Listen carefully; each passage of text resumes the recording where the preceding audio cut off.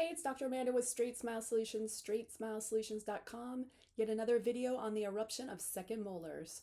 So let's talk about those pesky 7's, those second molars that often hold us up in our comprehensive or phase 2 orthodontic cases. This should have nothing to do with a phase 1 or interceptive orthodontic case because 7's or second molars are addressed in phase 2 or comprehensive. Remember, phase 1 is front teeth, fixing bites, the transverse, the AP, and the vertical. Making sure there's space for canines and doing what you need to do so that the back teeth can come down, hopefully without interference, the best you can. That is phase 1, okay? And habits and myo, all that. Phase 2, if you do phase 1 properly, should be easy breezy because all we're doing is utilizing the space that we already created. The bite has already been fixed, assuming that you didn't have habits that you missed or ENT issues that you missed. Oops, it happens. Sometimes you do miss them, and you trust me, they show up. If you did a phase 1 and forgot to address this, your phase 1 might look nice at debon. When the phase 2 comes back, if it looks like a train wreck, guess what? You missed something. If the face still looks good and it's still class 1 and there's no more vertical issues and there's no transverse issues and there's no shifts, there's no impactions, you probably did a good job with your phase 1. Okay, so anyways, we hit all the overview. Now let's talk about second molars. I already have a ton of content on second molars, so I'm gonna try not to repeat stuff. Some of this might be the same, but for the most part, I'm gonna assume if you're watching this, you have either taken my phase 1 interceptive class or my Straightwire class, and or you've watched the entire Straightwire playlist, all 600 or 500 videos. So first thing we want to do is make sure there's no interferences. If you're seeing a second molar that's either being laggy, I mean, look for symmetry, right? There's 4 of them. There should be 4 of them, unless you're got something strange. So if all 4 are laggy, well, then it's probably just genetics, right? Keep your eye on the Pano. If all 4 are laggy, I don't know that I would rush into doing the phase 2 or the comprehensive unless I thought that they were laggy because something is blocking them or stopping them, then I would. If all 4 are laggy, it happens. Sometimes I don't think I got mine in until I was 14 or 15. It's not always a 12-year-old molar. It's when it comes in. So monitor. I would not start phase 2 or comprehensive unless you're pretty sure they're all going to be in the next year or so. Like they should almost already all be there, and or they should have something blocking that you need to remove as your first step in phase 2. That makes sense. So what things am I talking about? I'm talking about roots, like maybe third molar roots or second molar or first molar roots, are interfering with the second molar. So they could be crisscrossing. Remember, there's multiple roots here, and you're not going to know in a 2D x-ray, is this one root being blocked by this, or less likely because this one's extruded, right?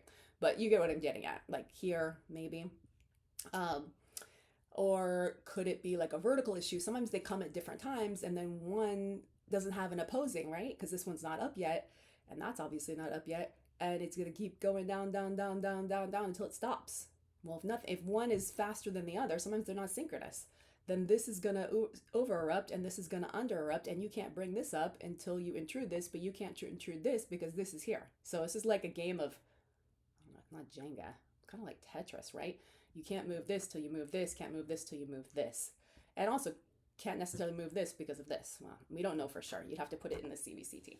But anyways, so treatment plan right, diagnosed right, treatment plan right, and occasionally something's going to happen. And sometimes you have to take breaks. It is definitely below standard of care. And I want to put this out there. It is definitely below standard of care to leave braces on or even continue with Invisalign because it's still movement, although it's less forceful and more gradual if you're just waiting for teeth to come in. Unless you have other things you're actively working on, doing movement for 3, 4, 5 years while you're waiting is below standard of care. Why? Because if you get resorption on the healthier teeth, even if it was going to happen anyways, guess whose butt it is? It's yours, okay?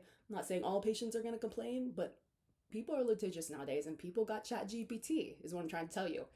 And boy, is it a great time to sometimes to be doing this consulting, and not being an active patient care 24/7, all the time, because patients have more access to information than ever, and they can be kind of pains. And to be honest, we're getting paid so much less for dental work more than we ever did.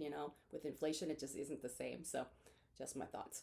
Okay, so you get the idea. you're going to get stung if you do this. So sometimes you're going to have to take breaks. And you know what? Some parents are cool about taking breaks. They love the idea of taking a break. Other parents, especially, here's the problem with the breaks. If you put them on some extended payment plan, which is nothing wrong with that, don't get me wrong. I don't believe in your payments should be as long as the treatment. First of all, we don't always know how much the treatment is. Well, actually, they should be try to aim it for less if you can. But sometimes people are on extended payment plans, you know, and that's just how it is. I mean, you can always use a third party. There's nothing wrong with that. But a lot of times patients don't qualify for that. And so they're paying regularly in office. But a lot of times when they're on a maintenance or just a wait and reeval and we're finishing later, they stop paying. So, yeah, that is part of the issue. And, you know, it's a little hard to reinforce, right? Because you really aren't doing anything at the time, although monitoring is doing something, right? But a contract is a contract, but still it can get very messy. So it isn't a bad idea unless you see all the teeth up to say, and even put it in the treatment plan. I mean, nothing wrong with that. It is possible that we may need to take a pause or a break of active treatment. During this time, there's still treatment going on.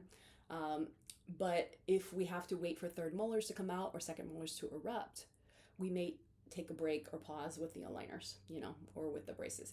Then that brings up another issue, which is, okay, we've been doing all this work. We've been straightening the front teeth, fixing the bite. It's not great to leave braces or even active aligners on. Could do some retainers, but who's going to pay for 2 sets of retainers? Because now you're going to have a temporary retainer and you're going to have a permanent retainer at the end. Not a permanent, but like a long term for life, and one that's only going to be used for a few months while we're waiting, or a year. Yeah, you can't charge your patient for extra retainer. That's part of treatment.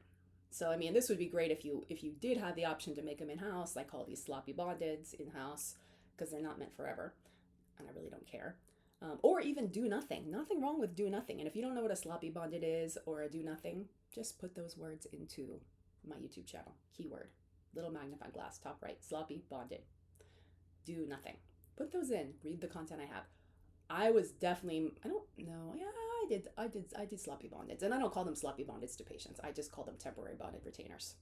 I mean, you don't need to do this, but you know, sometimes patients, they spend so much time and you know, they had this gap and they had some crowding and finally it's straight. And now we take a break for 6 months, 12 months while we're waiting for teeth to come up, and it's gonna relapse a little, you know, and then we got to move it again. That could also be an issue, right? Because we move it and then it moves and then it moves again. And so that can cause root resorption too. So you got to get good at doing sloppy bondeds. No sense in paying for those. Or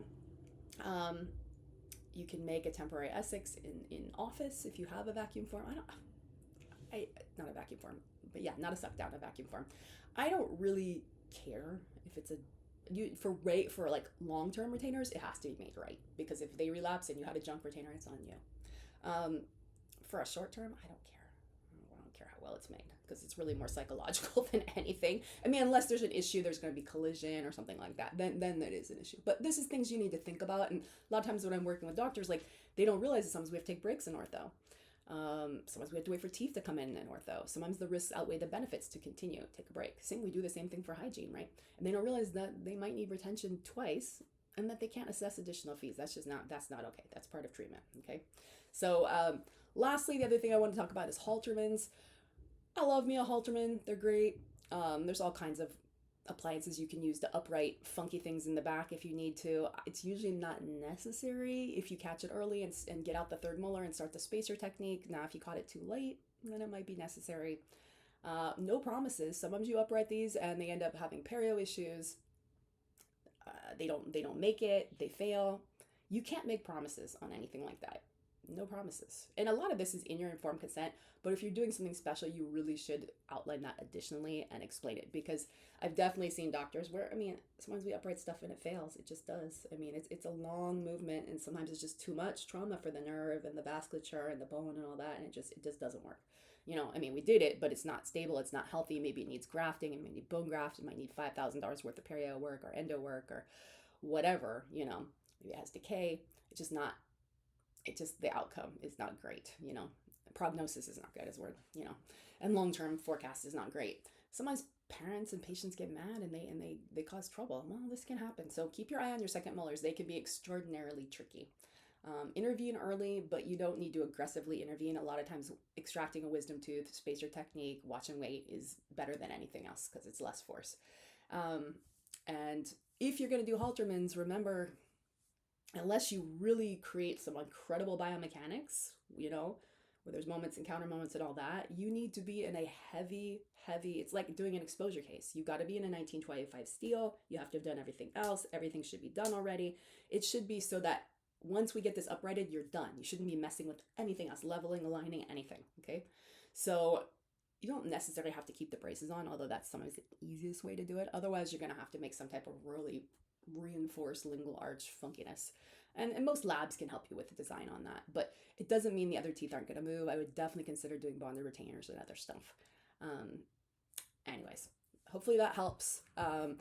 But serial panos, yes, or serial CBTs, CTs are helpful. You're gonna need a lot of radiation in order to monitor these. So again, if you have a situation like this and the parents are being iffy about x-rays, I would be like, I don't know if I want to take you for a long-term patient because we're going to need a lot of x-rays and you have to do them. And if they're not going to do them, then you have to discontinue them, You have to give a refund. I don't know. It really depends on what your contract said. So, all right. A lot of information. Hopefully this helped. Thanks.